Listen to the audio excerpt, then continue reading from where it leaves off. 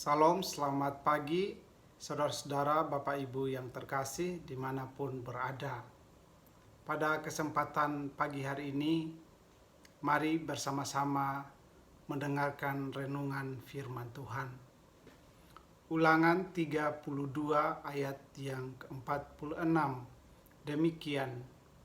Berkatalah ia kepada mereka, perhatikanlah segala perkataan yang kuperintahkan kepadamu pada hari ini, supaya kamu memerintahkannya kepada anak-anakmu untuk melakukan dengan setia segala perkataan hukum Taurat ini. Saudara-saudara, tanah Kanaan menjadi impian bangsa Israel untuk mereka tinggal, karena merupakan tempat yang dijanjikan Allah dari Abraham, Ishak, dan Yakub.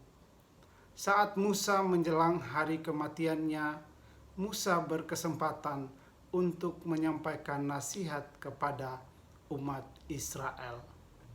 Ada 3 bagian yang menjadi perhatian dari isi nasihat Musa kepada bangsa Israel.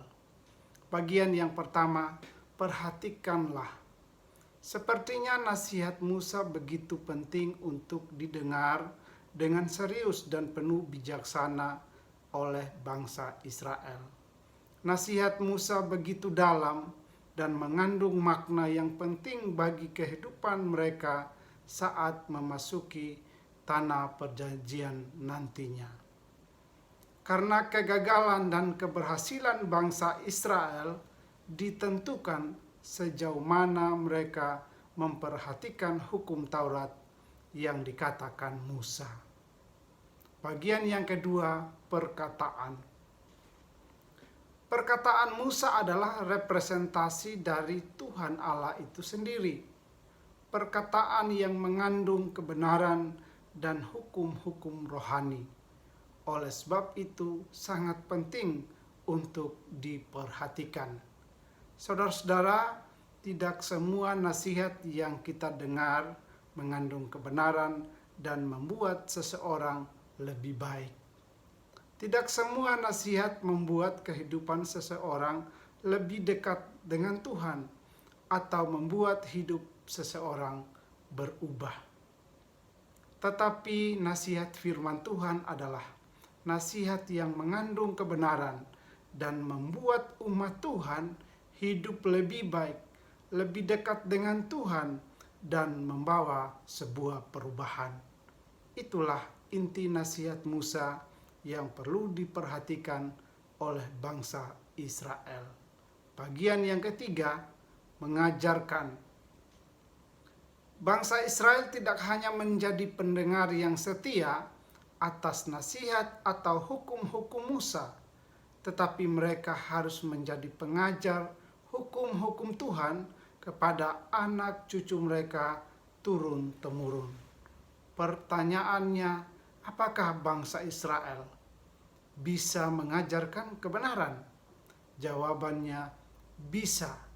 Apabila mereka memperhatikan perkataan yang disampaikan Musa, dan sebaliknya mereka tidak dapat mengajarkan hukum-hukum Tuhan apabila mereka tidak memberi perhatian yang serius apa yang diajarkan oleh Musa.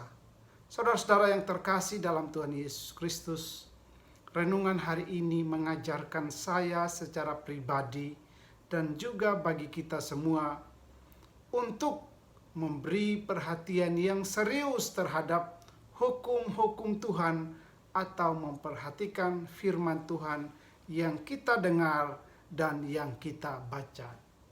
Pusatkanlah perhatian kita kepada hal-hal yang benar dan yang membuat kita berubah, bertumbuh, berbuah, dan berguna.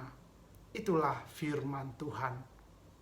Sadar atau tidak sadar, semakin kita memperhatikan dengan serius terhadap firman Tuhan, niscaya dapat mengantarkan kita kepada iman yang benar dan senantiasa membangun persekutuan yang erat dengan Kristus.